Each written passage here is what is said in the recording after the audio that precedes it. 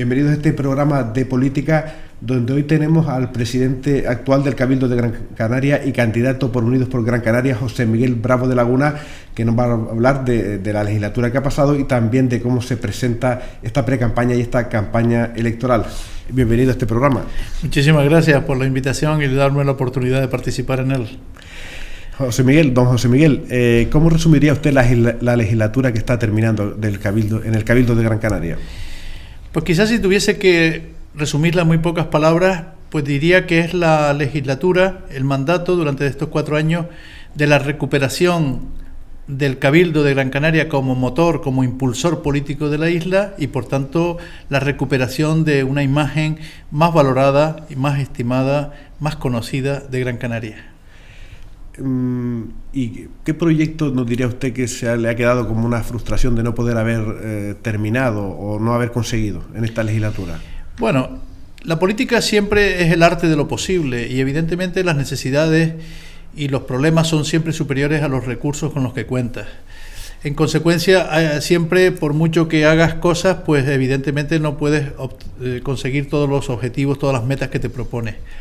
Hay cosas que no se han conseguido, pero yo más señalaría en positivo, hemos saneado financieramente la institución. Yo me la encontré con 172 millones de euros de deuda y la dejo en 116, 60 millones menos, pero no guardando el dinero en la caja fuerte, por así decirlo, o en la cuenta bancaria del Cabildo, sino realizando muchas cosas, por ejemplo el Gran Canaria Arena, que es una instalación deportiva fantástica de nuestra isla de Gran Canaria, en la que el Cabildo de Gran Canaria ha invertido 50 millones de recursos propios, pero también hemos mejorado nuestras carreteras, todo nuestro medio ambiente, la reforestación de la isla la hemos intensificado a través de programas de recuperación de la flora gran canaria, la laurisilva fundamentalmente para la recuperación de la paloma rabiche o el pinzón azul, el cedro de Wiwí. Hemos hecho un esfuerzo muy importante por el tratamiento de los residuos en la isla. Cuando nosotros llegamos en el 2011, el tratamiento era de vertederos, simplemente se tiraba la basura de cualquier manera, sin impermeabilización, etcétera, y ahora tenemos ya por fin complejos medioambientales del siglo XXI. Son temas extraordinariamente importantes. Por supuesto, hemos promocionado y dado a conocer mejor la isla de Gran Canaria, por eso hemos batido récords de visitantes. El año pasado 3.600.000, con lo cual no nos conformamos porque creemos que Gran Canaria tiene capacidad para recibir 1 millón de turistas más al año y con ello se crearían 30.000 puestos de trabajo directos o indirectos, porque evidentemente, si usted me pregunta cuál es la asignatura pendiente que queda por resolver en Gran Canaria, evidentemente tendríamos que referirnos en primer lugar al paro. Muchísima gente que está en una situación muy precaria desde el punto de vista económico, la crisis ha sido muy cruel con todas las clases sociales, pero fundamentalmente, como es natural, con los que tienen menos recursos. Por tanto, yo creo que hay que hacer un gran esfuerzo de futuro, no solo para recuperar Gran Canaria, no solo para evitar las injusticias de determinados agravios que podemos señalar con cifras, con datos, en relación con el presupuesto de la comunidad autónoma, el tratamiento del gobierno de Canarias hacia Gran Canaria, etcétera, sino hay que hacer un proyecto de futuro de Gran Canaria más ilusionante y más estimulante para el trabajo, el esfuerzo y la generación de empleo. Nos ha hablado de turismo. Una de las decisiones más polémicas o controvertidas, según se mire, es llevar un stand diferente a las ferias de turismo que ha tomado usted en esta legislatura. Sí, pero conecta con muchísima gente que en Gran Canaria se indigna, con razón, cuando vemos que nuestra playa de las Canteras o las dunas de Maspalomas aparecen ubicadas en otras islas erróneamente. Es decir, yo creo que la imagen turística de Gran Canaria no ha sido suficientemente bien valorada y conocida, sobre todo en el mercado peninsular. Nosotros empezamos con un stand propio en Fitur, que es la feria de turismo que se celebra en Madrid a final de enero. ¿Por qué quisimos hacer un stand propio? Porque estábamos recibiendo la mitad de los visitantes peninsulares que Tenerife, por ejemplo. Y nosotros dijimos, Gran Canaria tiene que ser más conocida y más valorada. ¿De qué manera lo conseguimos? Seguimos en el stand de toda Canarias, simplemente con errores en las ubicaciones de nuestras playas o de nuestros pueblos, de nuestros paisajes. No, tenemos que dar a conocer mejor Gran Canaria. No era nada contra nadie. Yo nunca he practicado políticas contra nadie, pero sí una defensa firme de Gran Canaria. ¿Se ha conseguido invertir la tendencia que comenta usted? Sí. Por ejemplo, en la crisis económica que hemos padecido, Canarias en su conjunto ha descendido el número de visitantes peninsulares, pero Gran Canaria ha aumentado. nosotros hemos incrementado el número de turistas peninsulares que han venido a Gran Canaria, mientras que otras islas han perdido de manera muy significativa. En concreto, cuando se empezó este mandato, Tenerife estaba recibiendo unos 800.000 turistas peninsulares y nosotros 400.000, la mitad. Ahora mismo nosotros tenemos 430, 440 y sigue aumentando, y Tenerife en cambio perdió cerca de 200.000 turistas peninsulares. Yo no sé si es consecuencia solo de una determinada acción. Las cosas normalmente en la vida no son consecuencia de una sola acción, son un conjunto de circunstancias. Pero lo que sí está claro, lo que sí he tenido claro durante todo el mandato, es que Gran Canaria tenía que ser más conocida y más valorada, no solo turísticamente, sino también como centro de inversión, de desarrollo, de investigación, etcétera, etcétera. Por tanto, yo tengo muy claro que Gran Canaria tiene que ser el motor, no solamente de sí misma, sino también del conjunto del archipiélago. De hecho, somos la isla que más recauda impuestos. Aún recibiendo 1,5 millones menos de turistas, por ejemplo, que en Tenerife, recaudamos más impuestos, más IRPF, más IJIC. Aquí se paga más y somos, por tanto, más solidarios con el resto del archipiélago. Antes de empezar esta legislatura, ¿usted tenía este mismo concepto, esta percepción tan insularista, sin decirlo de manera tan insular, sin decirlo de manera negativa? Antes de sí, no, vamos a ver. Antes de empezar el mandato, yo estuve 8 años apartado de la política activa. Estuve entre 2003 y 2011. No quise recuperar mi condición de funcionario, yo soy abogado del Estado, pero sino que tuve intervención para esto como abogado profesionalmente, como abogado en ejercicio. Pues bien, en esos años se han producido determinados desequilibrios que yo no percibía con la misma percepción, lógicamente, que cuando estás metido en política. Al llegar al Cabildo de Gran Canaria sí comprobé a través de una serie de datos, por ejemplo, las inversiones en obras hidráulicas, las inversiones en los puertos canarios, las inversiones en las universidades, etcétera, que había un desequilibrio y un maltrato a Gran Canaria. Y sigue habiéndolo. No solamente, además, desde el punto de vista de las inversiones, sino también desde el punto de vista de la representación de Canarias. Por ejemplo, no tiene mucho sentido que en la oficina de Canarias en Bruselas prácticamente no hay ningún gran canario. Eso significa que todas las políticas europeas de la Unión Europea, las visitas de los comisarios, de los directores generales europeos, etcétera, normalmente se focalizan hacia otra isla. Entonces, yo sinceramente me he dado más cuenta en este mandato. He tratado de compaginar este discurso de defensa de la isla, que creo que es la defensa correcta por el equilibrio regional, he tratado de compaginarlo con mi pertenencia a un partido nacional como el Partido Popular. ¿Pero qué ha ocurrido a última hora? No me han puesto de candidato, yo respeto en todo caso esa decisión, tampoco voy a perder tiempo en tratar de explicármela, cosas que a mí no me parecen demasiado explicables, pero en todo caso mi propósito es seguir defendiendo la isla de Gran Canaria desde otra opción política, y estamos a un mes de las elecciones. Serán los votantes los que decidan con su última palabra y con su voto quién tiene que gobernar Gran Canaria y cómo. Hemos nombrado muchos temas. Volviendo al turismo, acaba la legislatura con unos problemillas con el consejero de turismo, con Melchor Camón. Lo aparte usted, creo que de la presidencia del Patronato de Turismo. No, la presidencia la he tenido yo siempre. Yo conservé la presidencia del Patronato de Turismo, no porque eso me supusiera ninguna ventaja material en absoluto, que los televidentes no crean que estamos aquí hablando de retribuciones. No, yo como presidente del Cabildo tengo un sueldo y como presidente del Patronato de Turismo tengo 0 euros de sueldo. Por tanto, la misma retribución. No, yo conservé la presidencia del Patronato de Turismo porque me parecía que era importante lanzar el mensaje de que el turismo es tan importante en nuestra isla que debería estar, digamos, dirigido, por lo menos políticamente, desde la presidencia. Igual, por ejemplo, que hace el Gobierno de Canarias. El Gobierno de Canarias, el presidente don Paulino Rivero, ha hecho desaparecer la Consejería del Gobierno de Canarias de Turismo y se ha reservado las competencias de turismo para él. Yo era el presidente del patronato, pero tenía delegadas las facultades en el consejero de turismo Melchor Camón. Por una serie de circunstancias, algunas actuaciones que no me parecieron correctas, le he quitado esos poderes, los he recuperado para mí, porque eran poderes delegados de mi parte, y ahí se acaba la presente historia. No nos va a explicar esas circunstancias.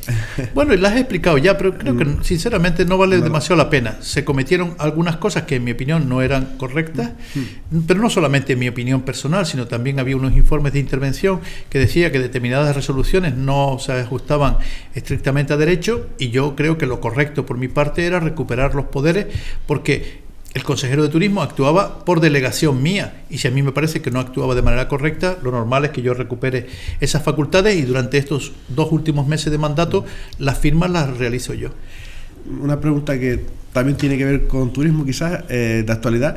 ¿Qué opinas sobre lo que ha sucedido con el barco que se ha hundido a 50 millas de Maspalomas? Pues la verdad es que es lamentable que haya ocurrido ese accidente. Los accidentes no son siempre previsibles. Es evidente que por las aguas canarias discurren todos los años muchos miles de buques con riesgos potenciales, desde luego que transporten petróleo o que transporten otros elementos que pueden ser contaminantes. Está claro que siempre puede ocurrir un accidente. Yo tengo para mí que, lógicamente, las competencias cuando ocurre una cosa de estas no están ubicadas en el Cabildo de Gran Canaria, desde luego no están tampoco ni siquiera en el Gobierno de Canarias, sino pertenecen al Estado. Cuando se trata de accidentes en el mar o en zonas portuarias, en puertos de interés general, como es el puerto de La Luz y de Las Palmas, es la autoridad portuaria o el Ministerio de Fomento quienes tienen la competencia. Ellos decidieron, Capitanía Marítima, etcétera, que el barco se sacara del puerto, quizás por los riesgos de una posible explosión en el puerto. En todo caso, a mí lo que me parece importante es que intentar evitar los daños, digamos, medioambientales.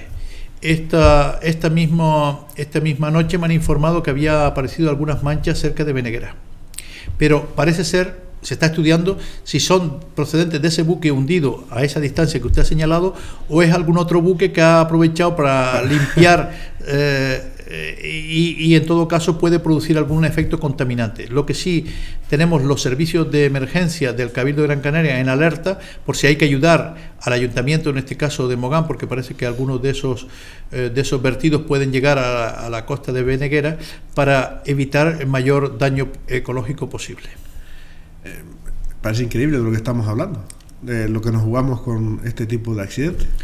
Pues sí, somos un archipiélago, como digo, donde discurren muchos buques, navegan muchos buques cargados con combustibles, a veces los llamados monocascos, es decir, los buques más modernos tienen doble casco para evitar accidentes de este tipo, pero los buques más antiguos, más anticuados, pues tienen mayor riesgo. Y es evidente que este buque ruso que se ha hundido, que era un pesquero, me dicen que tenía una edad aproximadamente de 25 años, un buque muy pesado de más de 7.000 toneladas de peso muerto, por tanto donde está hundido es imposible ya sacarlo a superficie.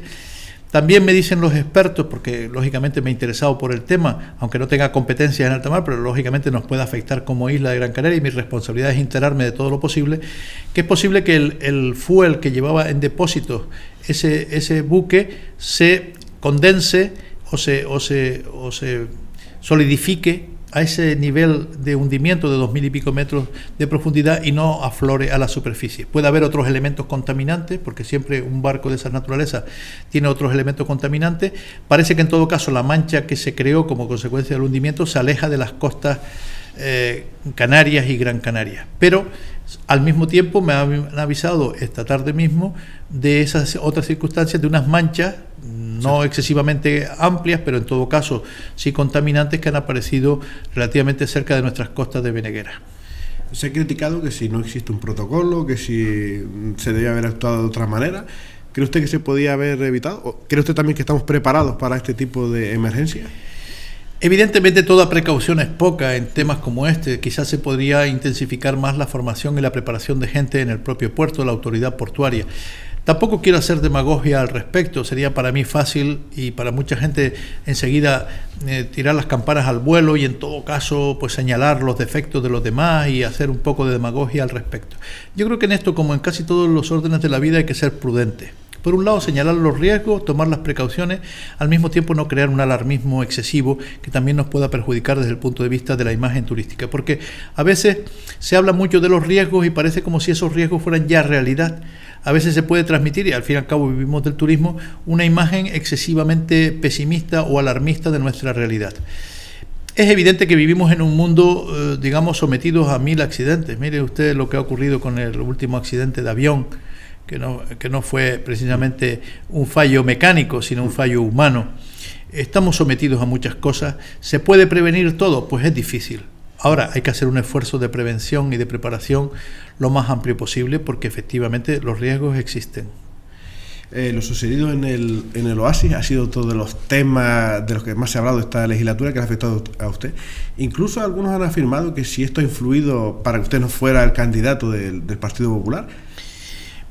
Yo solo sé que dije desde el primer momento con el tema del Oasis que si la defensa de Gran Canaria iba a tener un coste personal y político para mí, lo asumía con gusto, porque creo sinceramente que estamos ante un icono, un elemento fundamental en nuestra isla. Yo creo sinceramente que nos hemos equivocado en nuestra historia permitiendo la construcción en ese entorno de determinadas instalaciones hoteleras. Tenemos mucho espacio al margen de ello, y el oasis, que en definitiva el oasis es dunas, charca y palmera, y eso es un oasis, es el único oasis de Europa, y por tanto deberíamos todos empeñarnos en preservarlo lo más posible.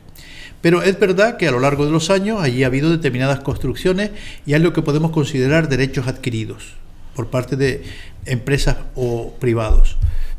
Lo que hay que hacer es compaginar, antes hablaba de equilibrio en las cosas, hay que compaginar esas dos cosas. Ni se puede construir cualquier cosa por monstruosa que sea, ni tampoco impedir un desarrollo razonable de la zona. Eso es lo que hemos intentado desde el Cabildo de Gran Canaria a través de un BIC, un bien de interés cultural, que trataba de valorizar lo que de verdad tiene aquello de valor, que es el tema histórico indudable. El paso de Colón y otros ilustres navegantes por la zona tienen un atractivo histórico que podría ser incluso un atractivo turístico adicional muy importante. Y luego el valor paisajístico del entorno, la conservación de nuestra naturaleza. Yo creo que esas dos cosas eran perfectamente compatibles, nuestro BIC así lo proponía. Y luego no olvidemos también que al lado de esa zona está un icono también de la isla de Gran Canaria, que es el Faro de Maspalomas, que estamos celebrando este año los 125 aniversarios de su construcción por aquel gran ingeniero, don Juan León y Castillo, que era hermano del que fue ministro gran canario y favorecedor de la isla de Gran Canaria, don Fernando León y Castillo. Ahora empezamos a hablar un poco más de política. Cuando usted le notifican, le dicen, creo que me ha dicho por teléfono, que no va a continuar, ¿qué es lo primero que piensa? ¿Que no va a continuar usted como candidato al Partido Popular? Es difícil que uno se pueda juzgar a sí mismo, ¿no? Y entonces, bueno, pues a lo mejor tienes un momento de disgusto, de decepción, o puedes pensar que la otra parte se equivoca. Pero yo no voy a entrar un poco en esas consideraciones. Ante esa decisión del partido yo tenía dos opciones, lógicamente, ¿no? Una era irme a mi casa y otra era continuar la batalla por Gran Canaria. He optado por esta segunda opción, siendo probablemente la más difícil, la más incómoda, porque para mí, con mi trayectoria política, con mi edad, con mi profesión, lo más cómodo hubiera sido pues decir, pues hasta aquí he llegado. Pero me daba mucha pena, y creo que era una necesidad política de Gran Canaria, contar con un partido que defienda de verdad a Gran Canaria. Si el Partido Popular no ha querido compaginar su programa con esto, quizás una de las explicaciones, usted ha hablado antes del oasis de Maspalomas, puede ser una, otra puede ser que haya un pacto ya previo con ATI de Tenerife otra vez, para que siga habiendo un presidente de Tenerife 4 años más, y que conste que de los últimos 22 años de la historia de Canarias ha habido 18, de 22, 18 con presidente de Tenerife. Eso en Tenerife no hubieran aceptado de buen grado políticamente que hubiera habido 18 años de presidente Gran Canario. Póngale un cuño a eso que le estoy diciendo. Por tanto, yo lo más cómodo hubiera sido pues retirarme. Pero yo creo que aquí hay una necesidad política en Gran Canaria, y muchísima gente me lo dice en la calle. Yo, mire, llevo muchos años en política, a veces he estado fuera de la política, pero nunca me he encontrado, como me encuentro ahora, día tras día, ciudadanos y ciudadanas que se acercan y que me dicen, por fin Gran Canaria parece que se empieza a defender de verdad. Y eso me estimula a hacer una propuesta electoral en unión de mis compañeros, una propuesta electoral con el nombre de Unidos por Gran Canaria, con otros partidos políticos que han estado trabajando por la isla, pero que en este momento puede haber una coyuntura política para conseguir algo que en Gran Canaria no existe, que es un partido insular fuerte. Yo comparo la situación de Canarias con un vehículo de 7 ruedas, y tenemos una rueda pinchada, que es Gran Canaria, que no permite, al estar desinflada, pues no permite que todo el vehículo funcione bien, no solo Gran Canaria, sino el resto del vehículo, el resto de Canarias. ¿Por qué digo esto? Porque en las demás islas existe un partido fuerte, no digamos lo que ha significado ATI en Tenerife, que marcaron hace más de 20 años la hora de Tenerife, y ellos han conseguido acaparar buena parte del poder regional. pero también API en La Palma, o Asamblea Majorera en Fuerteventura, o el PIL en Lanzarote, o Agrupación Herreña Independiente en El Hierro, o Agrupación Gomera en La Gomera, etcétera. Todas las islas, un partido insular. Y ahora cuando nosotros planteamos eso desde Gran Canaria, nos tachan o nos tildan de insularistas o de pleitistas. Pues no, a mí no me importan los calificativos. Yo voy a seguir defendiendo Gran Canaria. Soria ha vertido varias críticas contra usted después de esta decisión. Incluso ha llegado a decir que usted usaba el despacho del Cabildo como despacho particular. Eso, sinceramente, es una falsedad. Pero tampoco quiero perder demasiado tiempo en debates con el señor Soria, entre otras cosas porque él no se presenta a estas elecciones. La mejor demostración es que mi despacho, mi antiguo despacho, hoy factura mucho menos que cuando yo estaba en activo en el ejercicio de la profesión como abogado. Por tanto, eso es rigurosamente falso, que yo me haya aprovechado en absoluto de esa situación de presidente del Cabildo. Mire, yo creo que desde el punto de vista económico y profesional me he perjudicado en la política, pero yo soy un político. A mí me gusta la política y creo que puedo hacer una labor por Gran Canaria. Además, siempre lo digo, pero es que es la verdad. Yo tengo una deuda con Gran Canaria. Yo soy gran canario, yo nací en Las Palmas de Gran Canaria y nací en la calle Bravo Murillo. Nací en la misma calle del Cabildo. Pero además fui becario para estudiar la carrera de Derecho y fui becario para estudiar y hacer las oposiciones de abogado del Estado, del Cabildo, ambas becas. Y por tanto tengo una deuda con Gran Canaria y con los gran canarios. Y pretendo, me puedo equivocar en muchas cosas y seguro que me equivoco todos los días porque soy humano, pero procuro hacer una política en defensa de la isla. Lo he mantenido durante 4 años, he recibido mucho castigo por ello, lo sigo recibiendo, porque hay gente, intereses, etcétera, que no quieren que se defienda adecuadamente Gran Canaria. Por ejemplo, los mismos intereses que impiden que podamos construir hoteles de 4 estrellas en Gran Canaria, que nos paremos de nuevo, que tengamos 16.000 camas menos en 4 estrellas que Tenerife, e incluso en 4 estrellas menos camas alojativas que Fuerteventura.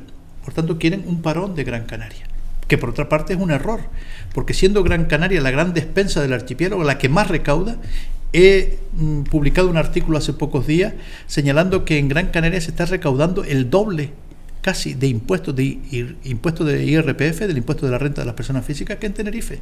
¿Cómo es posible si somos unas islas con una población parecida y nosotros incluso recibimos menos turistas al año? Pues no lo sé cuáles serán los misterios, pero seguro que eso se reproduce también en el IJIC o en el impuesto de sociedades. Somos la isla despensa en buena parte del archipiélago y sin embargo nos ponen piedras en las ruedas para que no avancemos. Piedras que impiden que Gran Canaria se desarrolle todavía más con las potencialidades que tiene esta isla, que entiendo que es la más dinámica desde el punto de vista económico del archipiélago. ¿Cree que el ministro José Manuel Soria ha apoyado su isla durante esta legislatura? Yo prefiero, insisto, no entrar demasiado en polémica con el ministro Soria. Yo creo que en la opinión pública no hay, digamos, un balance positivo de su actuación como ministro en relación con Canarias en su conjunto y con Gran Canaria en particular. Pero ese no es el debate de este momento. El debate de este momento es: ¿necesita Gran Canaria una fuerza insular potente, sí o no? Esta es una oportunidad, porque va a haber una apertura del abanico político en el archipiélago. Todo el mundo está de acuerdo en que estas elecciones van a producir una cierta dispersión del mapa político canario y desde luego del Gran Canario. Esta es una oportunidad que tenemos los Gran Canarios de hacer un partido fuerte en la isla que la defienda y que reequilibre la región. Vuelvo a insistir en una idea que lancé al principio de esta entrevista. No estoy en contra de nadie, pero tampoco quiero que se cumpla aquello que decía la escritora inglesa Olivia Stone a final del siglo XIX, que escribió una novela que se llamaba Tenerife y sus 6 satélites. Yo no quiero ser más que nadie, pero tampoco menos. Yo no quiero ser satélite de una isla hegemónica. Y eso es lo que se está consagrando en estos momentos en la política canaria. A lo mejor ni nos damos cuenta en Gran Canaria. Estamos ya tan acostumbrados a que haya un presidente de ATI de Tenerife que ya lo damos como normal. Pero eso nos está perjudicando en inversiones estratégicas, en conocimiento de la isla, en promoción de la isla, en posibilidades, por tanto, de crecimiento razonable y equilibrado. Eso es lo que yo persigo. A nivel personal, ¿cuánto le costó tomar la decisión esta de voy a meterme en otro proyecto diferente del que llevo? Lógicamente no es una decisión cómoda, porque yo estoy acostumbrado a estar en un partido de ámbito más amplio, que te facilita mucho las cosas, que te hace la cartelería, que te mandan los programas, que te facilita la financiación de una campaña. Hemos tenido nuestros compañeros de Compromiso, de CIUCA, de Partido Demócrata Progresista, hemos tenido que hacer un gran esfuerzo y también hemos hecho una coalición para el Parlamento de Canarias bajo la denominación de Unidos, porque también queremos tener voz en el Parlamento, aunque yo me voy a concentrar personalmente en el Cabildo de Gran Canaria. Por tanto, es un esfuerzo importante, personal, familiar también, y desde el punto de vista político, pero estoy absolutamente convencido de que aquí se va a producir un efecto tsunami de votos a favor de una formación política que aspira a defender Gran Canaria, pero no a última hora, no como eslogan electoral de última hora. Este discurso que le estoy haciendo se podrá compartir o no, y puedo estar equivocado en muchas cosas, pero no es algo que yo me invente de cara a las elecciones. Lo vengo practicando durante 4 años y hay muchísimos gran canarios que lo saben. Con todo el cariño le digo, en casa no se hablará ahora de política. No, claro que sí. Bueno, hay algún rumor por ahí que como mi hijo Lucas Bravo de Laguna, actual consejero de Deportes del Cabildo de Gran Canaria, va por las listas del PP, dice que no nos hablamos, etcétera. Nada más lejos de la realidad. Tenemos una relación estupenda desde el punto de vista paterno-filial. Lo que pasa es que cada uno tiene su trayectoria política, como hasta ahora ha ocurrido, por otra parte, porque Lucas fue alcalde de Santa Brígida durante 8 años cuando yo estaba alejado de la política y se incorporó a la candidatura del Cabildo antes de que yo fuera candidato en 2011, porque él era secretario insular del partido. Ahora él ha seguido su propio camino, su propia trayectoria política, que yo respeto como él respeta la mía. Y habrá a lo mejor en el futuro, si las cosas salen bien, algún debate dentro del Cabildo de Gran Canaria entre uno y otro.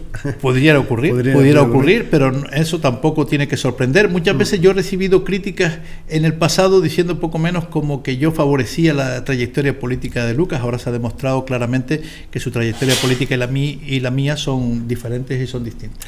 Incluso si va, número 3 de la otra lista, es que está bien valorado, eso es lo que usted está diciendo, está bien valorado dentro de su partido. Hombre, yo creo que hubiera sido un error del Partido Popular no aprovechar también el bagaje que ha aportado Lucas, que ha sido un extraordinario consejero de deportes del Cabildo de Gran Canaria.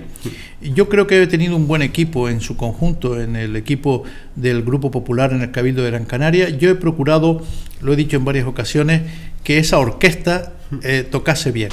Uno toca el clarinete, otro el violín y otro el piano, pero el director de la orquesta era yo, y el que ha hecho la partitura que se ha tocado, que es la defensa de Gran Canaria, en buena parte la he hecho yo.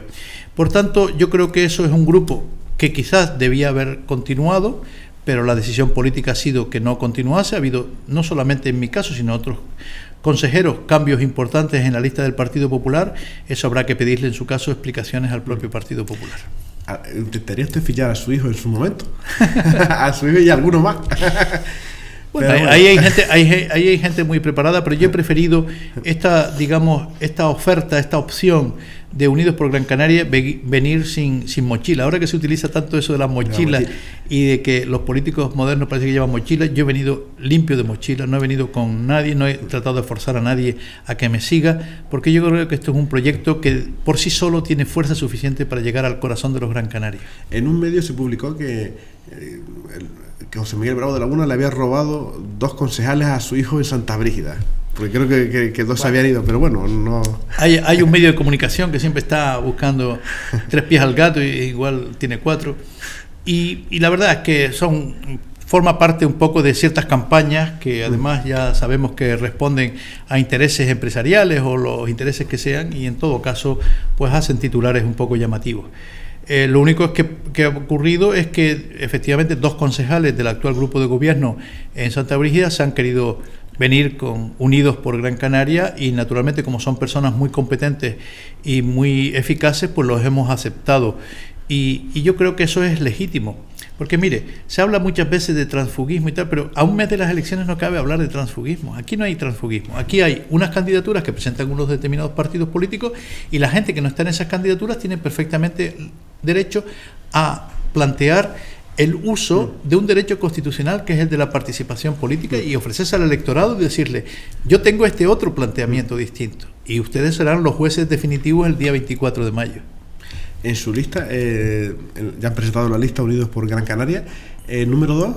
Esther Monzón, me parece. Esther Monzón, que es una persona extraordinaria, muy eficaz, gerente del Instituto de Asistencia Social y Sociosanitario. Antes hemos estado de visita al camp aquí del Tablero, que es una institución del Cabildo emblemática para el tratamiento de determinadas discapacidades, etcétera. La verdad es que el número 3 también es una persona muy conocida, Francisco Pérez, que es médico, que también encabeza nuestra candidatura al Ayuntamiento de San Bartolomé de Tirajana.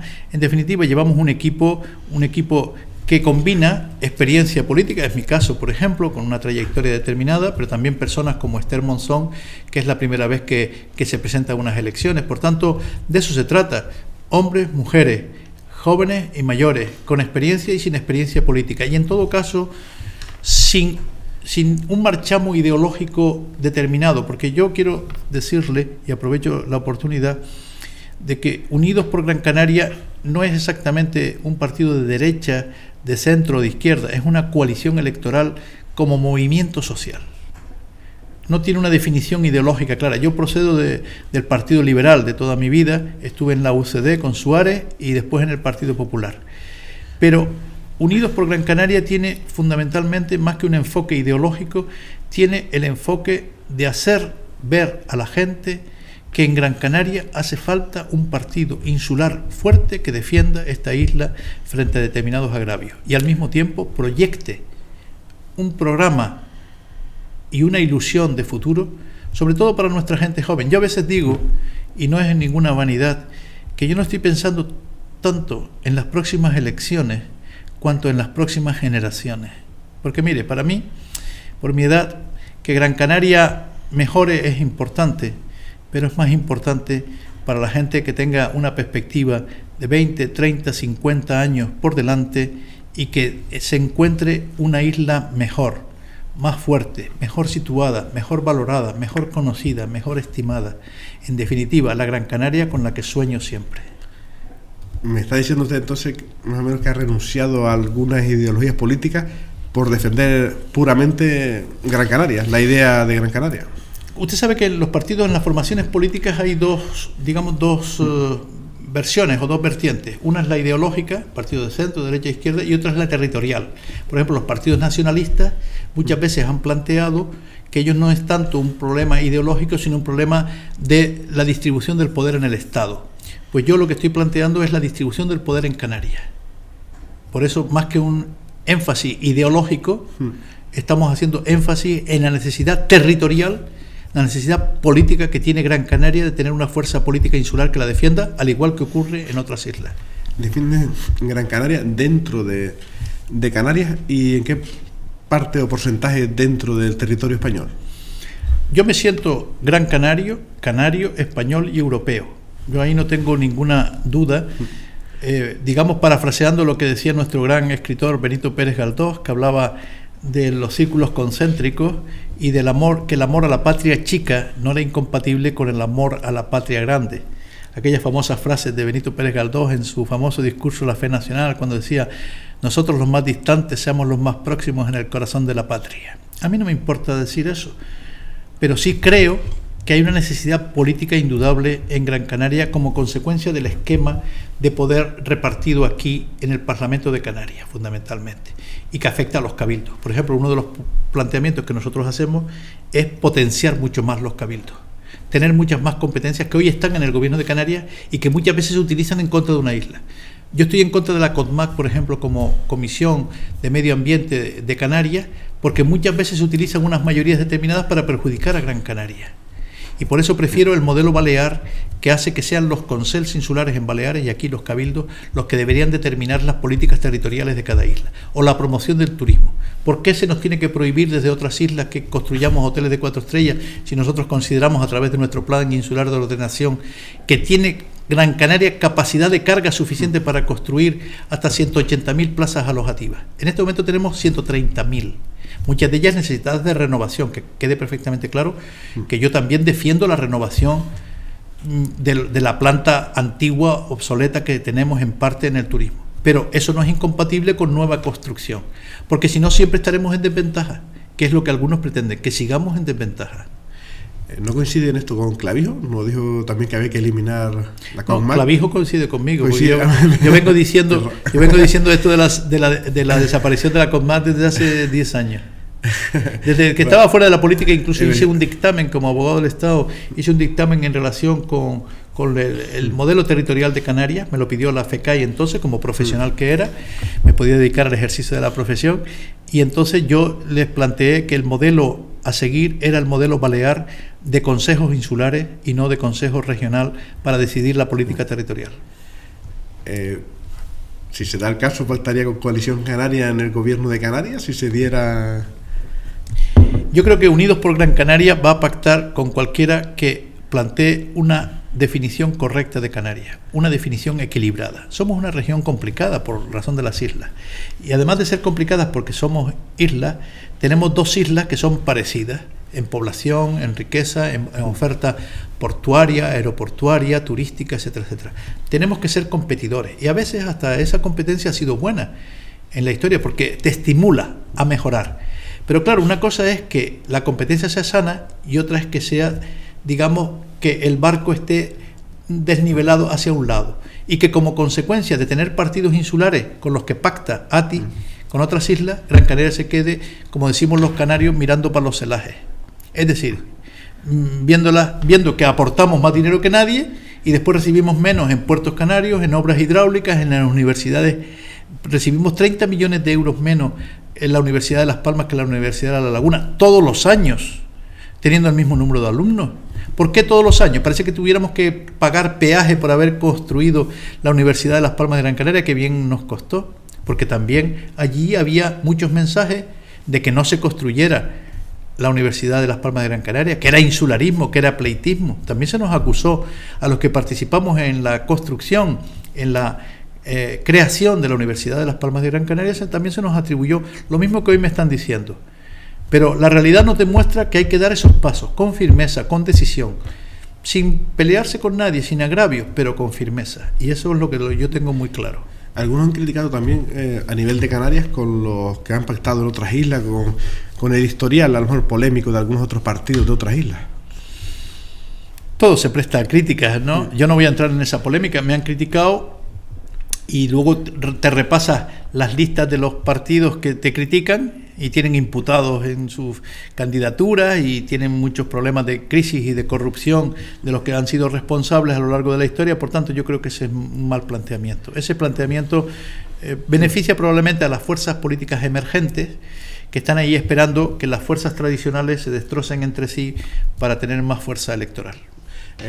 La corrupción también es uno de los temas que más preocupa a los ciudadanos, porque hoy se habla mucho, vemos noticias prácticamente todos los días. Natural, el tema de los casos de corrupción, desde el caso de Bárcenas o los ERES de Andalucía, o ahora recientemente el posible caso de Rodrigo Rato, etcétera, todo eso naturalmente perjudica al sistema. Pero mire, yo quiero en ese sentido ser, digamos, optimista, porque creo en la madurez del pueblo español en su conjunto y desde luego en la madurez del pueblo canario y gran canario. Porque al final, incluso ese disgusto con los supuestos, naturalmente, que hay que erradicar, porque los casos de corrupción pueden ser minoritarios, son minoritarios, pero nos afectan a todos los que nos dedicamos a la política. Pero al final la gente lo canaliza a través de las urnas, a través del sistema democrático, y eso es esperanzador para el futuro. Quiere decir que tenemos un pueblo muy maduro. Encuestas, ¿qué le parecen las encuestas? Salen algunas encuestas, pero ha comentado que quizás el partido está recién creado y ustedes todavía no están entrando a las encuestas. Ni siquiera es un partido todavía, es una coalición electoral y nosotros no entramos directamente en las encuestas todavía, pero para mí la mejor encuesta, se lo dije al principio de este programa, es lo que capto en la calle, que nunca había captado antes, que es el apoyo de muchísima gente que se te acerca sin tener ninguna necesidad de acercarse para decirte algo agradable. Siga usted luchando, siga ahí en la brecha. Me gusta lo de Unidos por Gran Canaria, porque al final vamos a conformar un partido que nos defienda y que nos equilibre en la región. Entonces no prefiere comentar nada de... se habla de un bajón del Partido Popular en el Cabildo. Veremos, la mejor encuesta es la del 24 de mayo y estamos ya tan cerca que falta un mes nada más. Y hoy se hablaba de la valoración de los candidatos, de que si Antonio Morales era el más valorado, usted era el tercero, pero... Bueno, Eso, las encuestas pueden ser también cocinadas en función de los intereses de alguna formación política. Creo que esa encuesta la ha hecho Coalición Canaria y es posible que ellos estén pensando en unir el nacionalismo canario, pero siempre a mí me preocupa muchas veces los mensajes que escucho de otros candidatos que parece que ninguno tenga pensado defender mucho Gran Canaria. Yo la verdad es que un poco me asombro porque los datos y las cifras que yo pongo encima de la mesa son tan contundentes que nadie me los puede rebatir. Me dicen, eso es insularismo, pero nadie me dice ¿por qué en los censos falsos en Tenerife no han devuelto el dinero que cobraron de más? ¿Por qué en el consorcio de emergencia hemos recibido 1.800.000 euros menos que en la isla de Tenerife en estos presupuestos? ¿Por qué en obras hidráulicas en estos momentos se están ejecutando obras hidráulicas por 65 millones en Tenerife y 13 millones en Gran Canaria, cuando las obras hidráulicas, depuración, etcétera, son una necesidad también de esta isla? ¿Por qué todas las ayudas en viviendas oficiales prácticamente han sido en la isla de Tenerife y prácticamente cero en Gran Canaria? ¿Por qué nos quitaron 10 millones de euros del pabellón del Gran Canaria Arena? ¿Alguien piensa en su sano juicio que si en la Copa del Mundo de baloncesto se hubiera hecho en Tenerife le hubiera quitado el gobierno de Canarias 10 millones a la isla de Tenerife? Seguro que no. Entonces todas esas cosas yo las pongo encima de la mesa, me llaman insularista, pero yo voy a seguir defendiendo Gran Canaria. Es que no me gusta tantas cosas que algunas personas pueden pensar, esto no puede ser verdad. Bueno, yo pongo las cifras encima de la mesa y nadie me las rebate.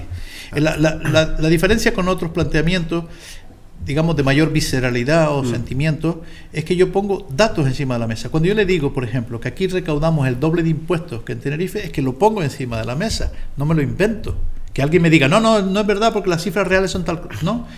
Yo digo, por ejemplo, denme los datos de recaudación del IJIC en el archipiélago por isla. No me lo dan desde el gobierno de Canarias. ¿Por qué? Porque seguro que canta que Gran Canaria recauda mucho más impuestos que otras islas. Yo, mi cálculo, y aunque soy de letras, tengo mucha experiencia presupuestaria, porque fui el último subsecretario de presupuesto del Ministerio de Hacienda en el último gobierno de la UCD y siempre he estado en los debates presupuestarios, he sido ponente de todos los presupuestos de la democracia del 77 al 89, y aunque sea de letras, sé que Gran Canaria está recaudando en estos momentos en impuestos en la región igual que la suma de todas las demás islas. Y si hay alguien que rebata esta afirmación, que me ponga los datos encima de la mesa y me diga, no, usted no tiene razón. Como mínimo, estamos recaudando en Gran Canaria el 50% de los impuestos del archipiélago. Póngale un cuño a eso que le digo. Son datos fuertes. Hemos tenido el rally Islas Canarias recientemente, que también ha sido afectado por los recortes del gobierno de Canarias, que no pone un duro no pone nada de estar en competición europea. Y nosotros el Cabildo de Gran Canaria, 340.000 euros.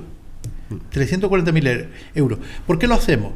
Porque el rally llamado Islas Canarias, fíjense si somos generosos, que financiándolo desde Gran Canaria solo lo llamamos Rally Islas Canarias, pues se financia fundamentalmente con la aportación privada del Corte Inglés, que tiene mucho mérito, lo ha mantenido, y del Cabildo de Gran Canaria. Pero es una prueba muy importante. Aquí hay una afición tremenda al deporte del motor, y nosotros en el Cabildo de Gran Canaria hemos considerado que sigue siendo un atractivo también turístico muy importante, no solo deportivo, sino también turístico. Y por eso lo hemos mantenido. Un esfuerzo muy importante. Pero hemos mantenido la Orquesta Filarmónica de Gran Canaria, que nos cuesta casi 7 millones de euros al año. O el Herbalife Gran Canaria de baloncesto nos cuesta más de 3 millones de euros al año. ¿Por qué mantenemos todas esas cosas? Porque tenemos una buena gestión presupuestaria. Porque el Cabildo de Gran Canaria, lo pueden sin duda comprobar los ciudadanos, está bien gestionado desde el punto de vista presupuestario. A mí me hace gracia porque en algún periódico aparece de vez en cuando alguna cosa relacionada con no sé qué, no, que si se gastaron 1.000 euros en no sé qué. Bueno, de verdad, me parece hasta ridículo que no se valore la gestión presupuestaria que hemos hecho desde el Cabildo de Gran Canaria, que es impecable. A mí el secretario de Estado de Hacienda, Antonio Beteta, me dijo no hace mucho en una reunión que tuve en Madrid, que si hubiera un premio Nobel o un Oscar a la administración mejor gestionada de España, se la darían al Cabildo de Gran Canaria, porque creo que tenemos una gestión presupuestaria impecable. Sin embargo, lo que encuentro normalmente son críticas, pero no importa, los datos son los que son. Lo del rally, recuerdo que recientemente escuchaba a Luis Moya. Luis Monzón. Luis Moya, el copiloto de Carlos Sainz, a nivel nacional, en una entrevista, nombró, ¿no? En Canarias tienen una afición grandísima al rally. No recuerdo ahora si dijo Canarias o Gran Canaria. Y claro, a lo mejor dijo Canarias, porque nosotros mismos a veces nos equivocamos y decimos, ¿a dónde vas? ¿A Las Palmas? No, vamos a Gran Canaria. Y a veces nosotros mismos no valoramos suficientemente el nombre precioso que tenemos de Gran Canaria. A mí, por ejemplo, me disgusta, lo tengo que decir aquí en la confianza que ya voy cogiendo en este programa por la duración del mismo, que a nuestro equipo de baloncesto le llamemos Granca. ¿Alguien se puede imaginar que un equipo de Tenerife le llamaran Teneri? No, ¿verdad? Nosotros mismos, en lugar de llamar Gran Canaria, que es el nombre completo y precioso, pues llamamos Granca. Bueno, pues ¿qué le vamos a hacer? Somos así. ¿Y el fútbol qué le parece? Que le llamemos Unión Deportiva Las Palmas. Bueno, eso yo lo respeto porque eso es la historia. Nació como Unión Deportiva Las Palmas, aunque en las camisetas, cuando juega fuera, porque además lo promocionamos nosotros, pone Gran Canaria. A mí me hubiera gustado más que se hubiera llamado Unión Deportiva Gran Canaria o Gran Canaria Club de Fútbol o lo que sea, pero también hay que respetar la historia, y la Unión Deportiva Las Palmas tiene una historia tan impresionante que yo creo que debe conservar ese nombre. Me comentaba una vez el concejal de turismo de San Bartolomé, Ramón Suárez, que teníamos un problema aquí para vender el turismo en el exterior. Vendemos Maspalomas, vendemos San Bartolomé de Tirajana, vendemos Gran Canaria, vendemos Las Palmas de Gran Canaria, vendemos Las Palmas, y es una confusión para el extranjero. Y creo la compañera aquí creo que comentaba que alguien que venía aquí creía que venía aquí y tenía un billete para La Palma, alguien que venía de Yugoslavia y creía que venía aquí. Tenemos tantos nombres para vender. Precisamente nuestro empeño ha sido unificar bajo el nombre de Gran Canaria. Igual que Tenerife hace promoción, todo Tenerife, y no se andan por ahí por las ramas haciendo promoción de municipios o de ciudades. Yo creo que esa es una asignatura pendiente. No es fácil combatir la inercia de la historia, la inercia de la costumbre, y por tanto eso es una cosa que nosotros, pues desde el Ayuntamiento de Las Palmas de Gran Canaria, por ejemplo, se ha hecho una promoción fuerte, LPA. ¿A qué viene eso ahora? ¿Qué viene eso ahora? Si LPA era lo que queríamos quitar precisamente de las etiquetas de los vuelos aéreos, para decir, ¿dónde va? ¿A LPA? No, LPA no, a Gran Canaria. Mejor decir Gran Canaria, entiendo, ¿no? Sí.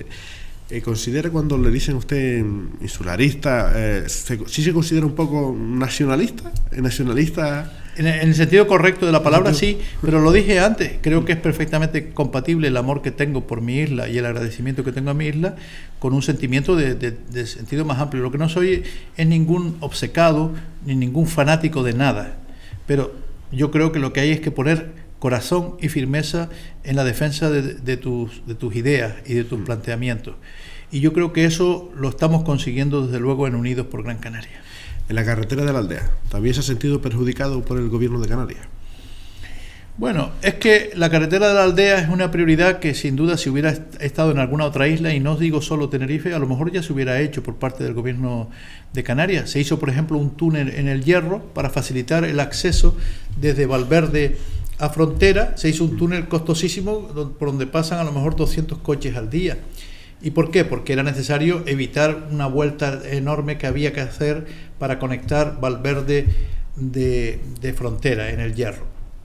Yo creo que el municipio de la aldea no solamente tiene un problema de aislamiento geográfico desde el punto de vista de la comunicación, porque la carretera actual es muy peligrosa, sino que también tiene un problema social derivado también de la crisis del tomate, etcétera. Por tanto, yo en el programa de Unidos por Gran Canaria hemos introducido un plan especial para la aldea, que creo que lo merece. En todo caso, el Cabildo de Gran Canaria hemos hecho un esfuerzo extraordinario en este mandato por aliviar la situación de la aldea, en un doble sentido.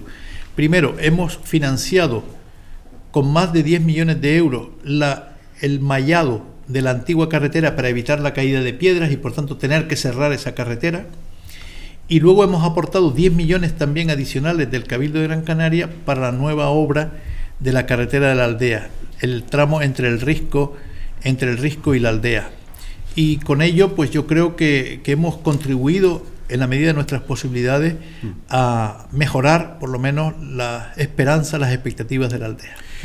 Para ir terminando con el programa electoral, ¿ya lo tienen definido? Sí, lo tenemos no solamente hecho, sino también publicado en página web, con participación ciudadana. Eso no, nos ha sido muy positivo porque hay muchísima gente que nos está aportando ideas y sugerencias para ese programa. Naturalmente aceptaremos aquellas que nos parezcan encuadrables desde el punto de vista presupuestario. No queremos hacer demagogia de aceptar cualquier propuesta que nos venga, por brillante que pueda ser, siempre que presupuestariamente se pueda hacer y que encaje también en un proyecto de isla. Para mí lo más importante de este mandato, usted me preguntaba al principio un balance, pues uno de los balances que yo creo positivo es que yo he marcado la pauta de ocuparnos de los 21 municipios de la isla, sin distinción de colores políticos. Los 21 municipios de la isla, pequeños o grandes, del centro, del norte o del sur de Gran Canaria, han sido importantes para nosotros. Por eso hemos recuperado el plan de cooperación municipal con más de 42 millones de inversión en todos estos años, y sobre todo he posibilitado el trato institucional con los ayuntamientos. Hemos tenido más de unas 8 o 10 reuniones en este mandato con todos los alcaldes de la isla, y por tanto hemos formado equipo por Gran Canaria en todo lo posible. Entonces las líneas básicas van por ahí. Sin duda. Reforzamiento del Cabildo, más competencias y quitárselas al Gobierno de Canarias para que no tenga, digamos, discrecionalidad. Eso de que, por ejemplo, los proyectos estratégicos los decida el presidente de gobierno. Entonces puede decidir unos proyectos estratégicos en favor de una isla y negarlos para otras. No, esa discrecionalidad no la queremos. Queremos que cada cabildo sea el titular de las facultades fundamentalmente territoriales de su isla. Competencias en educación o sanidad pueden seguir en manos del Gobierno de Canarias para que tengamos los mismos servicios públicos esenciales, sanidad, educación, etcétera. Pero el resto de las competencias deberían estar en manos de los cabildos. Reforzar los cabildos, desde luego el Cabildo de Gran Canaria, y proyectar para futuro una Gran Canaria que realmente retenga a nuestra gente aquí. Por ejemplo, el reforzamiento de nuestra universidad, investigación, desarrollo, innovación, nuevas tecnologías, energías renovables, todo ese tipo de cosas que tenemos que desarrollar en Gran Canaria para constituirnos en una auténtica plataforma, no solo de la propia Gran Canaria, sino también de cara al continente africano o a otros continentes, el continente americano o a Europa. Nosotros tenemos un punto estratégico muy importante en Gran Canaria y tenemos que desarrollar todas nuestras potencialidades. Si no, nuestra gente joven no encontrará el empleo que merecen y que necesitan en función también de su preparación. Empezamos la entrevista con, nombró usted 30.000 puestos de trabajo. Si traemos 1 millón de turistas más. Traemos 1 millón de turistas más. Porque hasta ahora hemos tenido unos datos de turismo excelentes, pero no se ha visto reflejado en... Hemos tenido un buen crecimiento, pero no hemos crecido en nueva construcción. Y también, por cierto, esa nueva construcción siempre en suelos urbanos o urbanizables. No invadir zonas rústicas o zonas medioambientalmente protegidas. Por tanto, yo creo que ahí tenemos un recorrido que hacer, que crearía empleo en la nueva construcción, porque la construcción es una de las actividades económicas que más empleo atrae, y al mismo tiempo, una vez construido, la explotación de esas nuevas instalaciones crearían directa o indirectamente 30.000 puestos de trabajo. Muchas gracias, don José Miguel Bravo de Laguna. Ha sido un placer tenerla aquí. Muchísimas gracias a ustedes por darme la oportunidad de explicar tan ampliamente mis ideas y mis programas. Y muchas gracias a los espectadores que nos han acompañado. Esta ha sido la entrevista con el actual presidente del Cabildo de Gran Canaria, don José Miguel Bravo de Laguna, y candidato al Cabildo de Gran Canaria por Unidos por Gran Canaria. Esperamos que haya sido interesante para ustedes y esperamos que sigan con la programación de A1.